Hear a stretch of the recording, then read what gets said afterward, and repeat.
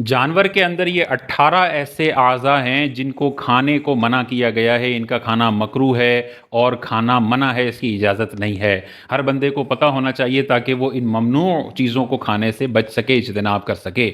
पहली चीज़ है पित्ता। जिगर के नीचे एक थैली होती है जिसमें कड़वा पानी होता है, यह नाजायज़ है, खाना नहीं खाया जा सकता।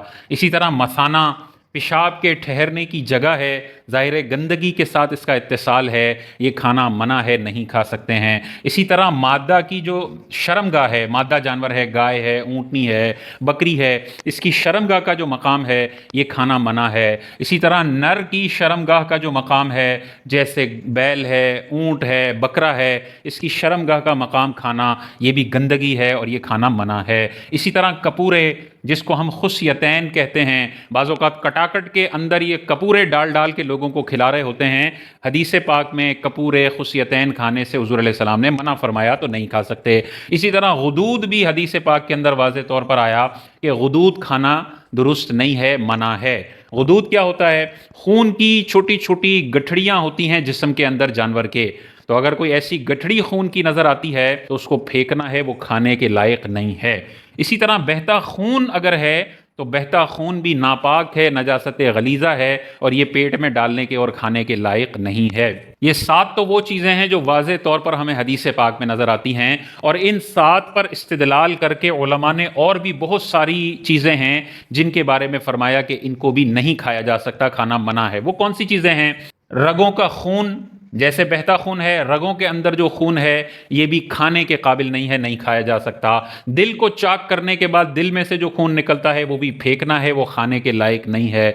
इसी तरह हराम मगज़ है, ये भी खाना मना है, नहीं खाया जा सकता। और हराम मगज़ होता क्या है?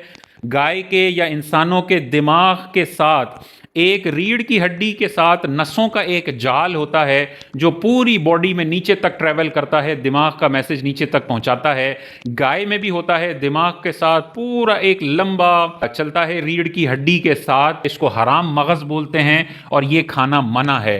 कसाई को चाहिए, या आप खुद कसाई को कहें कि जब चांपे वो बना रहा हो तो चांपों के साथ हराम मगज़ के भी टुकड़े करके बाल्टी और कटोरे में ना डाल दे, बल्कि चांपे बनाए और हराम मगज़ को सही तरीके से काट के अलग करके फेंक दिया जाए, ये खाने के काबिल नहीं है। इसी तरह जानवर की गर्दन के जो 2 पट्ठे होते हैं, ये पट्ठे भी खाने के काबिल नहीं हैं। इसी तरह जिगर के अंदर खून है, खून हदीस पाक में वाज़े आ गया, तो जिगर का खून नहीं खाया जा सकता। तिल्ली के अंदर अगर लिक्विड फॉर्म में खून है, ये नहीं खाया जा सकता।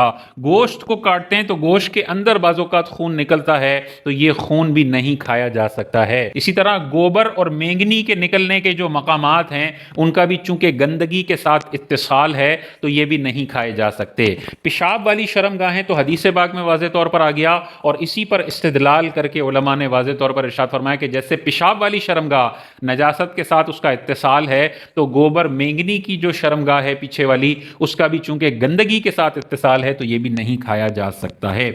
इसी तरह ओजड़ी भी नजासत और गंदगी के साथ उसका इत्तिसाल है। गोबर और चारे वगैरह का जो दरमियानी लेवल है उसके साथ इत्तिसाल है, तो उलमा ने वाज़े तौर पर ओजड़ी के खाने को भी मना फरमाया है, नहीं खाया जा सकता। इसी तरह आंतें यकीनी सी बात है, हदीस पाक की 7 चीज़ों में आंतों का जिक्र नहीं है, लेकिन इन 7 चीज़ों में हमें वाज़े तौर पर नज़र आता है कि जो चीज़ें गंदगी के साथ मुत्तसिल हैं, हुज़ूर अलैहि सलाम ने मना फरमाया। तो आंतें भी गंदगी के साथ मुत्तसिल होती हैं, पूरा गोबर इनमें से ट्रैवल कर कर इंसान के और जानवर के पीछे के मकाम से बाहर निकलता है, तो आंतें भी नहीं खाई जा सकती हैं, मना है। इसी तरह जानवर के पेट से मुर्दा बच्चा पैदा होता है, तो ये मुर्दा बच्चा भी खाने के काबिल नहीं है, नहीं खाया जा सकता है। तो बाज़-औक़ात हदीस पाक में कोई चीज़ आती है, उलमा इस्तिदलाल करके मज़ीद चीज़ें जो रीज़न वहाँ पाया जा रहा होता है, वो रीज़न जहाँ जहाँ नज़र आता है उलमा उस चीज़ को भी मना कर देते हैं। जैसे कुरान मजीद में खमर मना किया गया, अंगूर की शराब, लेकिन अगर कोई और शराब हो तो चूंकि अंगूर की शराब से भी नशा चढ़ता है और अकल ज़ाइल होती है, तो ये वजह जहाँ जहाँ पाई जाएगी वो सारी नशावर चीज़ें हराम हो जाएंगी।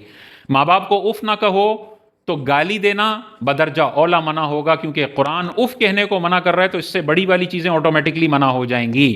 हुज़ूर अलैहिस्सलातु वस्सलाम ने हम जिन्स के तबादले में चंद चीज़ों का जिक्र फरमाया, खजूर को बदले, गंदम को गंदम के बदले, बाकी चीज़ों का जिक्र नहीं है। लेकिन उलमा ने इसमें से रीज़न निकाला और जहाँ जहाँ ये रीज़न पाया गया वहाँ पर भी हुर्मत सूद लगा दी गई।